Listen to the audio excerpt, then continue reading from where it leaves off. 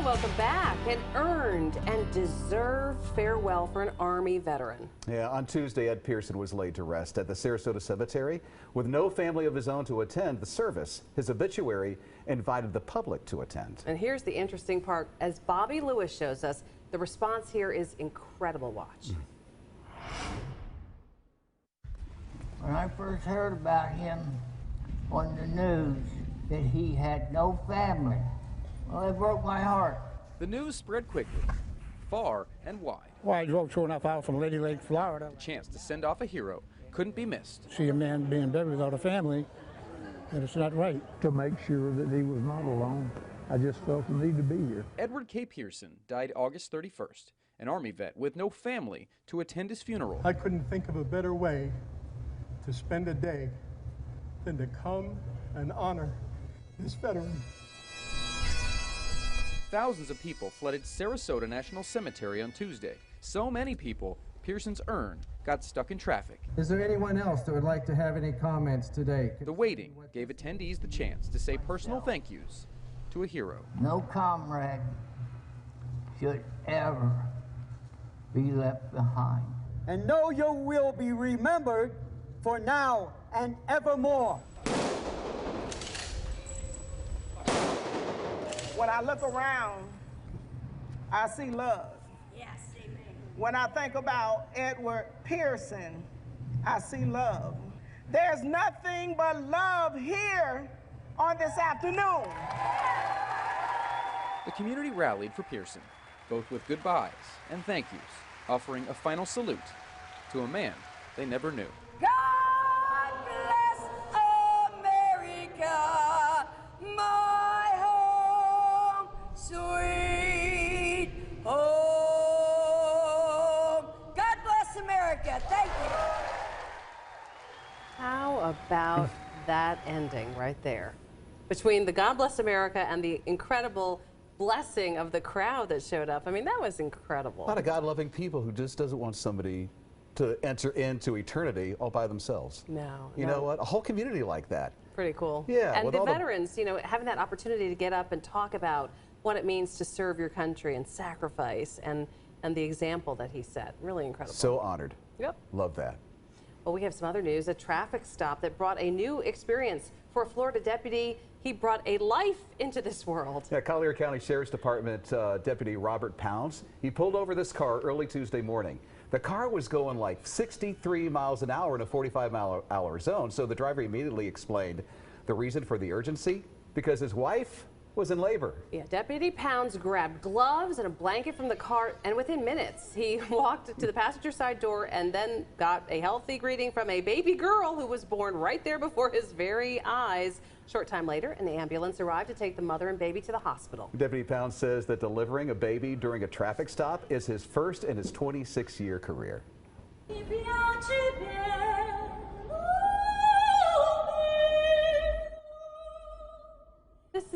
We have a happy ending to a resolution for the Subway soprano singer. We first told you about her this week. The mystery woman's name is Emily Zamorka, and she shot to fame after being videoed singing her beautiful melody there in a subway in Los Angeles. I love this. Now the homeless woman, she's getting a chance to say thank you to the LAPD officer that filmed her, brought the attention to her situation. The clip's been viewed over 800,000 times since it was posted back in September 26. There's a GoFundMe account that's raised nearly $35,000 and more for housing and some other services for her. The community, once again, stepping up. We have really great things going on in our communities. We get to talk about them on this show, and that's why we love Carolina's Family at 4. Yeah, good things are happening. Yes, and it's good to talk about. A homecoming parade, for example, in Texas, turned into a life-saving celebration for a mother. Her child actually had begun to choke. Yeah, luckily there was a quick-thinking cheerleader, sprang into action, administered first aid, and Gelma Avalos has the story for you. On the cheer squad, senior Tyra Winters knows how to command the room.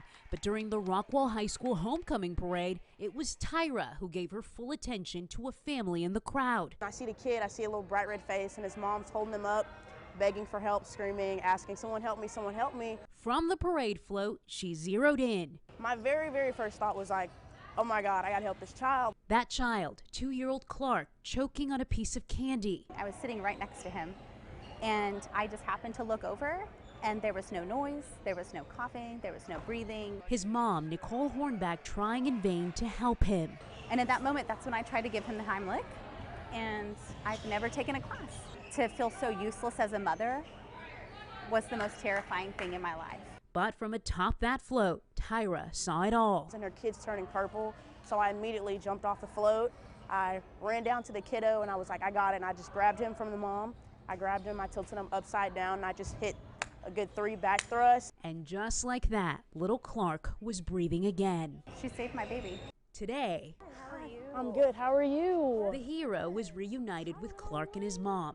Thank you. Of course. Tyra learned the life-saving skills in 8th grade. Her mom is in the medical field. She taught me back thrust, which works better on the little ones, you know, around 20, 30, 40 pounds. I commend her for being a teenager and being trained. And this family is forever grateful that Tyra knew just what to do. You're amazing. Thank you. And you're going to do great things in life. Tyra says that she plans on taking a CPR training course for everyone in her family now. She's amazing. She has amazing moves in general, you know, with all of her gymnastics, but her real move there was the life-saving one. That It's was like incredible. instinct for her because she's never had that formal training. And now she's going to get formal training and know how to do it, even though she knows how to do that. Yeah, pretty incredible. Well, we have something to check out in terms of the weather. The chances for cool downs, which everyone keeps asking for. I hope so. Are your listeners talking about this? I'm sure. I think everybody's talking about how hot it is outside. It's summer, Malachi, and I thought it was fall. What's going on? Yeah, the calendar changed to October, and the temperatures are slow to come into focus. Yeah, we are running probably about 3 weeks behind where we should be with these hot temperatures. And today, just got the information in. How about this, guys? 98 in Greenville, GSP Airport, the hottest temperature all year long. Includes the summer. The hottest temperature we've seen was today. And the good news, if there is some, is that temperatures get a lot cooler after this. So let's take a look at your weather. Let's take a look at your forecast quickly. 90s and 100.